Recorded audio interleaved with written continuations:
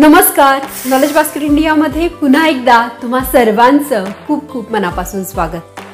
आज आपण अतिशय महत्त्वाच्या विषयावर बोलणार आहोत आणि हा विषय आहे मूळव्याध।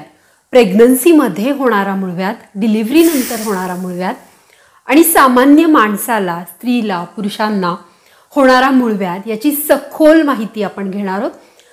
हा व्हिडिओ पाहिल्यानंतर तुम्हाला हे जाणून घेता येईल की तुमचा आता जो मूळव्याध आहे हा कुठल्या ग्रेडचा आणि कुठल्या स्टेजचा मूळव्याध आहे। तसेच या व्हिडिओमध्ये मूळव्याध होऊच नये म्हणून कसं वागलं पाहिजे, कुठले घरगुती उपाय केले पाहिजेत आणि मूळव्याध झाला जरी असेल तर तो सर्जरीपर्यंत न जाऊ देता घरच्या घरी काही औषधांनी आणि घरच्या घरी काही ट्रीटमेंटनी कसा नीट करता येईल ही सगळी माहिती तुम्हाला या व्हिडिओमध्ये बघायला मिळणार आहे। म्हणून व्हिडिओ शेवटपर्यंत बघत राहा। या व्हिडिओद्वारे चॅनलवर प्रथम आला असाल तर चॅनलला सबस्क्राइब करा आणि सोबतचा बेल आयकॉन दाबायला देखील विसरू नका। चला तर सुरू करूया आजचा व्हिडिओ। पाईल्स म्हणजे काय? पाईल्सला शास्त्रीय भाषेमध्ये हेमोरॉइड्स असं म्हणतात आणि पाईल्स म्हणजे आपल्या शौचाच्या जागी ज्या वेन्स असतात, ज्या नसा असतात त्या फुगतात, दुखतात आणि तिथं काही लक्षणं दिसायला लागतात, याला पाईल्स किंवा मूळव्याधी असं म्हणतात। आता हा स्त्री आणि पुरुष या दोघांनाही होऊ शकतो। स्त्रियांना हे होण्याचं प्रमाण कधी कधी जास्त असू शकतं। याचीही काही कारणं आहेत, ती आपण बघूया। सुरुवातीला पाईल्सची लक्षणं बघूयात। पाईल्स झाल्यानंतर किंवा मूळव्याधी होतीये असं वाटल्यानंतर आपल्याला जी शौचाची आपली जागा आहे ती सुजते, त्याच्यामधल्या नसा कधी कधी बाहेर येतात, कधी कधी आतमध्ये राहतात। शौच होताना म्हणजे पॉटीला आपण बसल्यानंतर होत नाही किंवा खूप जोर द्यावा लागतो किंवा होताना देखील खूप जास्त वेदना होतात, खाज येते, इरिटेशन होतं। कधी कधी आपल्याला आपल्या गुदमार्गाद्वारे रक्तसुद्धा बाहेर पडतं आणि बसाय उठायला देखील प्रॉब्लेम येतो, वेदना होतात। आपल्याला संपूर्ण शौचाला झाली आहे असं फिलिंग येत नाही, समाधानाचं फिलिंग येत नाही, असं वाटत राहतं की शौच अर्धवट झालेलं आहे आणि अर्धवट अजून जाणं बाकी आहे आणि या सगळ्या गोष्टीचा आपल्याला खूप जास्त त्रास व्हायला लागतो। माझ्या घरात माझ्या नवऱ्यालाच हा प्रॉब्लेम आहे आणि त्यातून तो पूर्णपणे कसा बरा झाला याविषयी मी सांगणार आहे।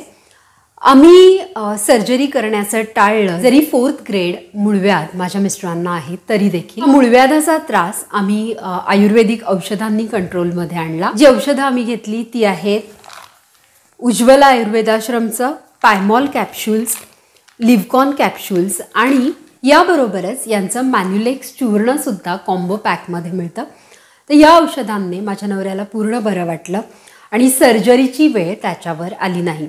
ही औषधं तुम्हाला www.ujjwalaayurvedashram.in या वेबसाईटवरून परचेस करता येतील किंवा कुठल्याही ऑनलाईन प्लॅटफॉर्मवर ॲमेझॉन, मिशो, फ्लिपकार्टवर देखील तुम्हाला ही औषधं मिळू शकतील। उज्ज्वला आयुर्वेदाश्रमचं फ्री डॉक्टर कन्सल्टेशन देखील उपलब्ध आहे। स्क्रीनवर डिस्प्ले होत असलेल्या नंबरवर तुम्ही फोन करू शकता। पाईल्सचे 2 प्रकार असतात, इंटरनल आणि एक्सटर्नल।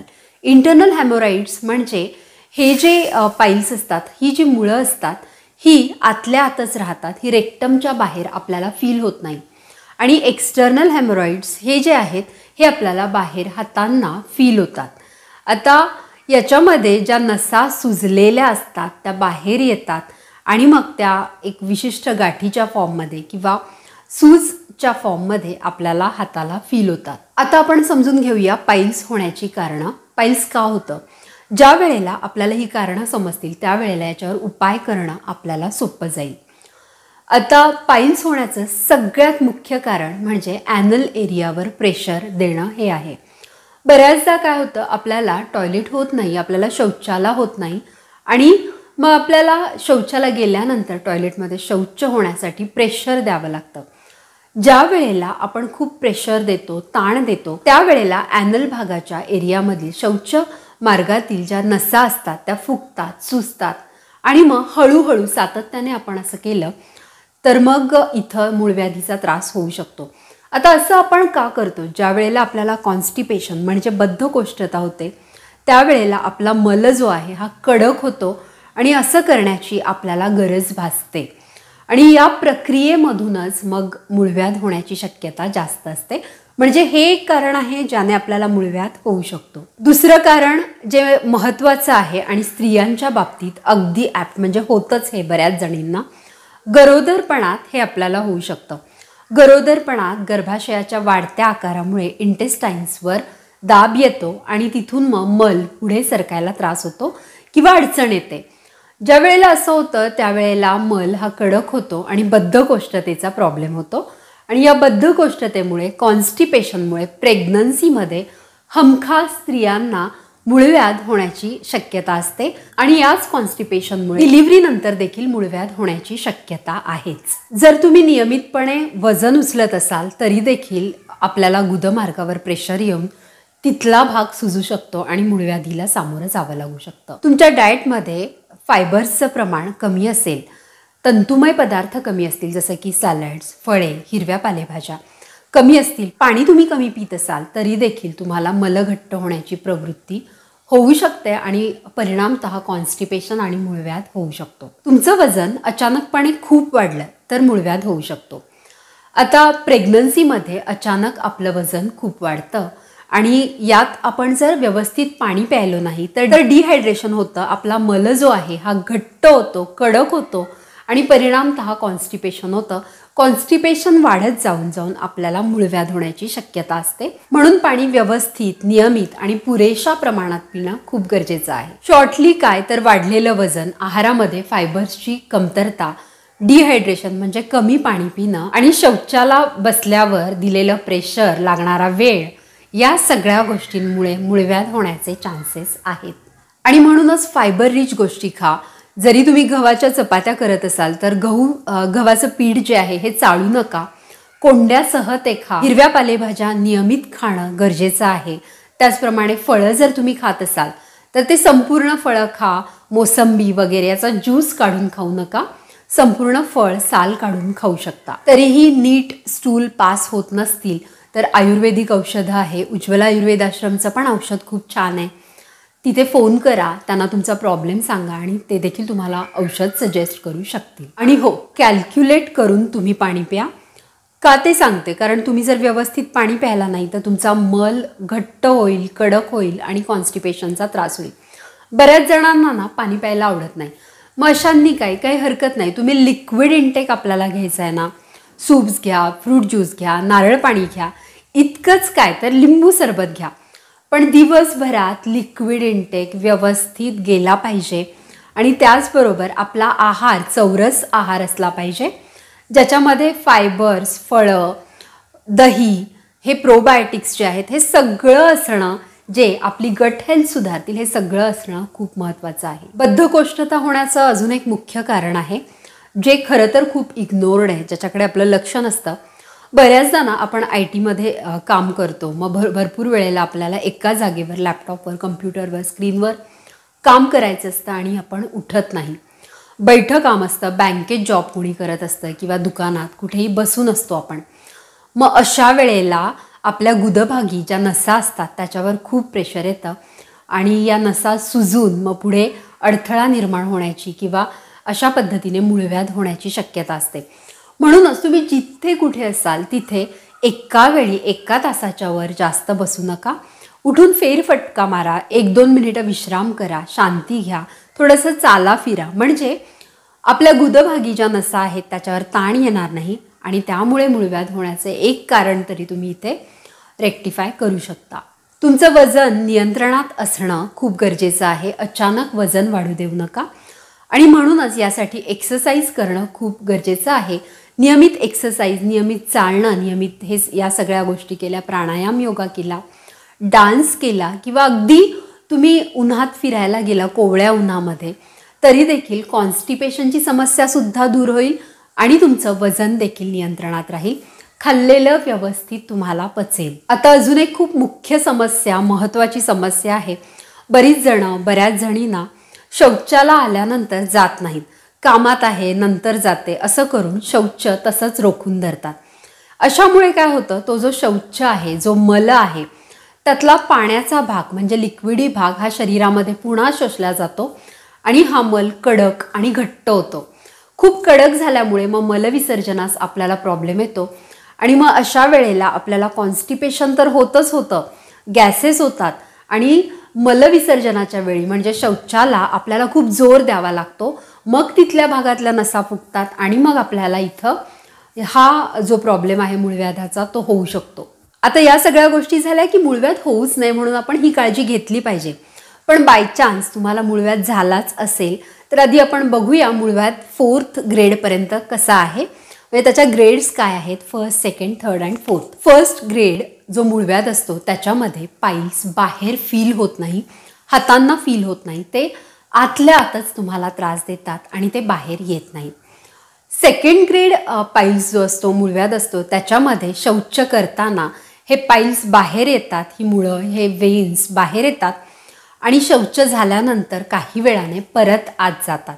3ऱ्या ग्रेडमध्ये हे जे पाईल्स आहेत हे कंटिन्यूली बाहेरच असतात, कधीतरी ते आत जातात. आणि 4th ग्रेड पाईल्स जो आहे याच्यामध्ये कंटिन्यूली हा पाईल, हा मूळ जे आहे, हे मूळव्याध आहे, हा बाहेरच राहतो, हा रेक्टममध्ये आतमध्ये बिलकुल जात नाही आणि हा नेहमी सतत बाहेर फील होतो. याला आपण 4th ग्रेड पाईल्स किंवा मूळव्याध म्हणतो. 1st ग्रेड आणि 2nd ग्रेड, पहिला आणि दुसरा जो मूळव्याध आहे हा घरगुती उपचार आणि घरगुती उपायांनी, लाईफस्टाईल चेंजेसनी बरा होऊ शकतो. परंतु ग्रेड 3 आणि ग्रेड 4th याच्यामध्ये तर कंपल्सरी आयुर्वेदिक उपचार लागू शकतात आणि सर्जरीची गरज पडू शकते. हे तुम्हाला तुमचे डॉक्टर सजेस्ट करतील. परंतु तुम्हाला एक सांगू का, माझ्या वाचनात तर असं आलंय की 10 पैकी 9 लोकांना तर मूळव्याधाची सर्जरी करण्याची गरजच नसते. त्यांचा मूळव्याध असाच कंट्रोलमध्ये येऊ शकतो. फक्त एखाद्याला 10 पैकी एकाला सर्जरी करण्याची गरज पडू शकते. आता मूळव्याध झालाच तर काय करायचं? सगळ्यात पहिली गोष्ट म्हणजे सिट्स बाथ. खूप त्रास होत असेल, वेन्स खूप सुजलेल्या असतील, दुखत असतील, रक्त बाहेर येत असेल तर दिवसातून 3 वेळा 5-10 मिनिटं असं कोमट पाण्यात टबमध्ये तुम्ही बसायचं. हा टब वापरताना त्याचं हायजीन, पाण्याचं हायजीन हे सगळं बघणं ही आपली जबाबदारी आहे. आणि मग अशा वेळेला 3 वेळेला जर तुम्ही सिट्स बाथ केलं तर बराच आराम पडेल. सुजलेल्या नसा ज्या आहेत त्याची सूज कमी होईल आणि पर्यायाने दुखणं कमी होईल, तिथल्या ज्या वेदना आहेत त्या कमी होईल आणि शौचाला देखील तुम्हाला इझी होऊ शकतं, दुखणार नाही, खूप जोर द्यावा लागणार नाही. हे सिट्स बाथ घेणं गरजेचं आहे.